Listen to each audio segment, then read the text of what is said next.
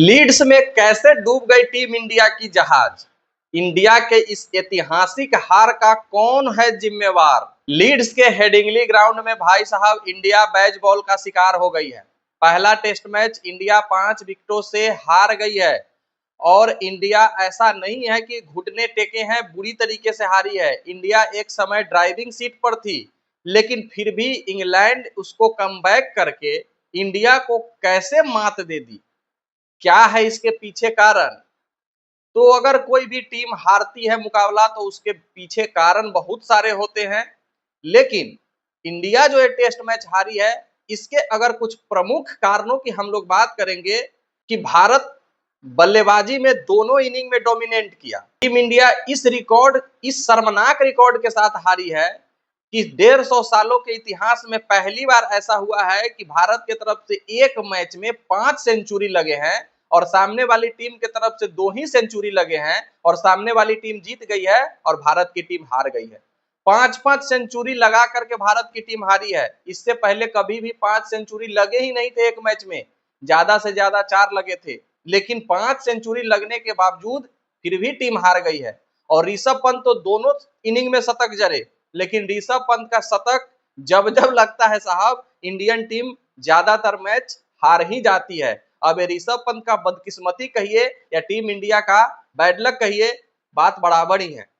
तो हम लोग एक एक करके कारण पर आते हैं कि इंडिया हारी क्यों। तो सबसे पहला कारण जो मुझे लगता है वो टेलेंडर्स का नहीं चलना भारत का।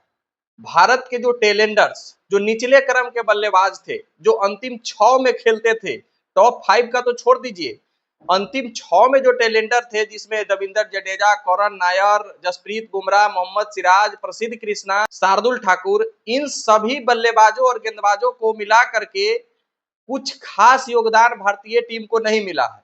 वही इंग्लैंड की अगर आप टेलेंडर की बात कीजिएगा तो Brendon Carse, Josh Tongue, Chris Woakes, Ben Stokes, Jamie Smith, इन लोगों के द्वारा अच्छा खासा रन बनाया गया है इंग्लैंड के लिए।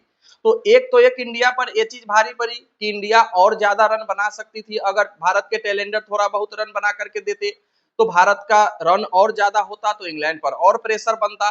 लेकिन भारत पहली इनिंग में 41 रनों के भीतर 7 विकेट गंवाई और दूसरी इनिंग में 31 रनों के भीतर 6 विकेट गंवा करके धाराशायी हो गई, मतलब कोलैप्स कर गई अच्छा खेलने के बावजूद भी, और वहीं से इंग्लैंड गेम में आ गई। इसके बाद जो दूसरा कारण लगता है वो साई सुदर्शन और करण नायर का परफॉर्मेंस। साई सुदर्शन डेब्यू तो किए, पहला इनिंग में 0 रन और दूसरा इनिंग में 30 रन बनाए। इसके अलावा एक रिव्यू भी खराब किए, इसके अलावा एक कैच भी छोड़े। तो कुल मिलाकर के साई सुदर्शन साहब का परफॉर्मेंस इंडियन टीम के काम नहीं आया। इसके अलावा करुण नायर साहब लगभग 7 सालों के बाद टीम इंडिया में वापसी हुई उनकी। डोमेस्टिक इंडिया ए इंग्लैंड लायंस के खिलाफ अच्छा परफॉर्मेंस के आधार पर उनको टीम इंडिया में लिया गया, लेकिन वो जैसे ही इंटरनेशनल क्रिकेट में आए पहली इनिंग में 0 रन और दूसरी इनिंग में 20 रन बना करके चलते बने। इसके बाद तीसरा जो सबसे बड़ा कारण लगा वो सबसे ज्यादा कैच छोड़ने का। भारत के तरफ से टोटल 10 कैच छोड़े गए दोनों इनिंग मिला करके। पहली इनिंग में 7 कैच जिसमें 6 कैच छोड़े गए और एक नो बॉल पर हैरी ब्रूक का आउट होना, वो भी भारत को बहुत ज्यादा खला। और दूसरी इनिंग में भी 3 कैच छोड़े गए हैं। तो अगर आप किसी भी मैच में 10 कैच छोड़े हो और फिर भी आप मैच में बने हुए हो, इसका मतलब है कि आपने बहुत कुछ अच्छा तो किया है, लेकिन थोड़ा बहुत आपने खराब करके मैच हारा है। यशस्वी जायसवाल ने अकेले 4 कैच छोड़े हैं, ऋषभ पंत साहब ने कैच छोड़े हैं, रविंद्र जडेजा ने कैच छोड़े हैं। मतलब कैच भी बहुत ज्यादा मायने रखा है इस मैच में और कैच छोड़ करके टीम इंडिया हारी है। इसके बाद अगर आगे चलते हैं कारणों में जिससे इंडिया हारी है, तो बॉलिंग का लच्चर परफॉर्मेंस। टीम इंडिया की गेंदबाजी पहली इनिंग में अगर जसप्रीत बुमराह को हटा दिया जाए तो इसके अलावा दूसरी इनिंग और पहली इनिंग में किसी भी गेंदबाजों के द्वारा उधार नजर नहीं आया और वो गेंदबाजी में पहनापन नजर नहीं आया। चाहे वो प्रसिद्ध कृष्णा हो, चाहे वो मोहम्मद सिराज हो, शार्दुल ठाकुर हो, ऑलराउंडर की भी कमी दिखी। रविंद्र जडेजा गेंदबाजी ऑलराउंडर के लिए खेलते हैं, लेकिन स्पिन का इस पिच पर कोई भी मदद नहीं। रविंद्र जडेजा के द्वारा कोई भी मतलब प्रेशर वाली गेंदबाजी भी नहीं देखने को मिली। तो एक जसप्रीत बुमराह को छोड़ करके किसी भी गेंदबाजों के द्वारा विकेट लेने का मनसा ही नहीं दिखा। वाले बल्लेबाज परेशान ही नहीं हो पाए इन लोगों के गेंदबाजी पर और बैच बॉल का शिकार हो गए, मार भी खा रहे थे और विकेट भी नहीं मिल रहे थे। तो ये भी एक सबसे बड़ा कारण रहा है भारतीय टीम का हारने का। जसप्रीत बुमराह पहली इनिंग में तो लिए थे 5 विकेट, लेकिन मोहम्मद सिराज को पहली इनिंग में 2 विकेट मिले, दूसरी इनिंग में ना जसप्रीत बुमराह और ना मोहम्मद सिराज को विकेट मिले, मतलब दोनों विकेटलेस गए हैं। तो भाई जब जसप्रीत बुमराह और मोहम्मद सिराज आपके विकेटलेस जाएंगे तो आप कहां से मैच जीत पाइएगा। और कोई भी टेस्ट मैच जीतने के लिए आपको 20 विकेटों की जरूरत पड़ती है।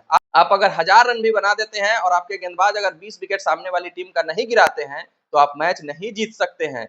अब इस पर कुछ लोगों ने गौतम गंभीर को भी टारगेट करना शुरू कर दिया है, शुभमन गिल को भी टारगेट करना शुरू कर दिया है कि कप्तानी गड़बड़ हुई, जहां स्लिप होना चाहिए वहां नहीं थे। तो क्या आप लोग कमेंट करके बताइए, क्या शुभमन गिल कप्तानी गड़बड़ किए? क्या विराट कोहली कप्तान होते तो इस मैच को हम जीत सकते थे, या रोहित शर्मा कप्तान होते? क्या कोच चेंज करने की जरूरत है? क्योंकि जब से कोचिंग संभाले हैं गौतम गंभीर साहब केवल 3 ही टेस्ट मैच जीत पाए हैं और 8 टेस्ट मैच उन्होंने हार चुके हैं। तो देखना है अगले टेस्ट एडवेस्टन में है क्या हो पाता है। बाकी आप लोग कमेंट करके बताइएगा। मिलते हैं फिर नेक्स्ट वीडियो में, जब तक के लिए बेस्ट ऑफ लक, धन्यवाद, जय हिंद।